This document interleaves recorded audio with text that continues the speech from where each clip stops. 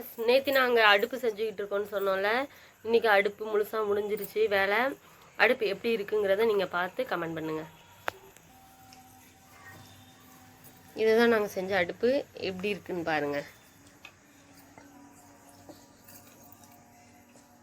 இப்போ அடுப்பு எப்படி எரிய போகுதுங்கிறத பார்க்க போகிறோம். அந்த பழைய அடுப்பு மண் அடுப்பு ஒழுங்காகவே எரியல, இது எப்படி எரியுதுன்னு பார்ப்போம்.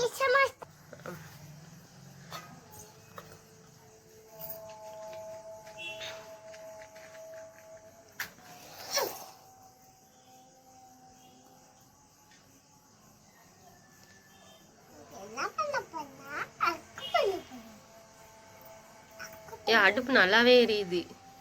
முன்னாடி இருந்த அடுப்பை விட இந்த அடுப்பு ரொம்ப நல்லாவே எரியுது. இந்த புது அடுப்பில் இன்னைக்கு நம்ம பால் காய்ச்ச போகிறோம். இங்கே பாருங்கள் ஃப்ரெண்ட்ஸ், நாங்கள் புது அடுப்பில் இன்னைக்கு பால் காய்ச்ச போகிறோம்.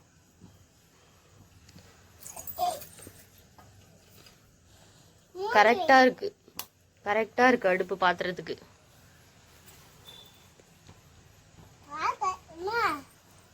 நல்லா அடுப்பு எரியுது. கேப் சைடில் கேப் நல்லா இருக்குது, அதனால இந்த அடுப்பு நல்லா எரியும்னு நினைக்கிறேன்.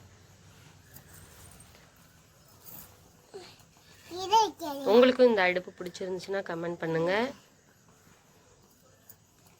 ஒரு லைக் பண்ணுங்க.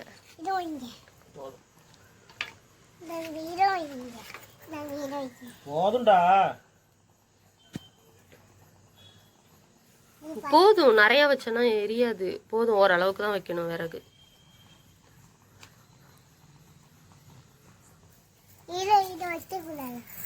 போதும்.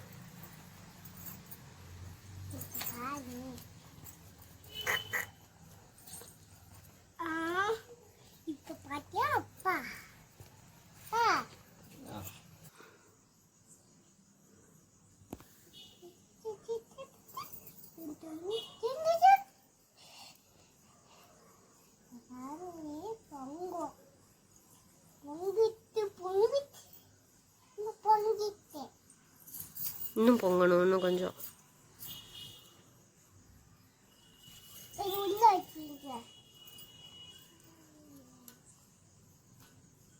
சுற்றாம கையில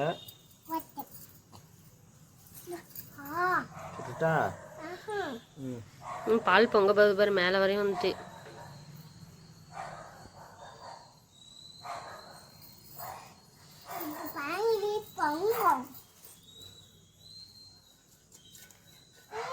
ஊதுடி ஊதுடி, பொங்குதுடி. ஊதுடி, நல்லா ஊதுடி.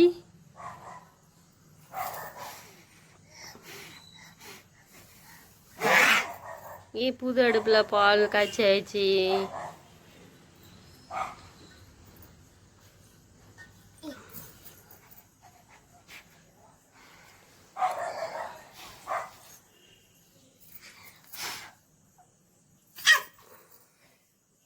கண்ணுல புகடிச்சிருச்சா?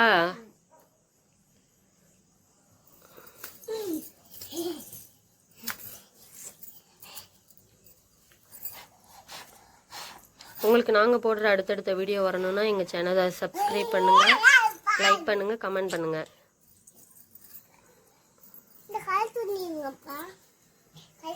Okay, bye bye.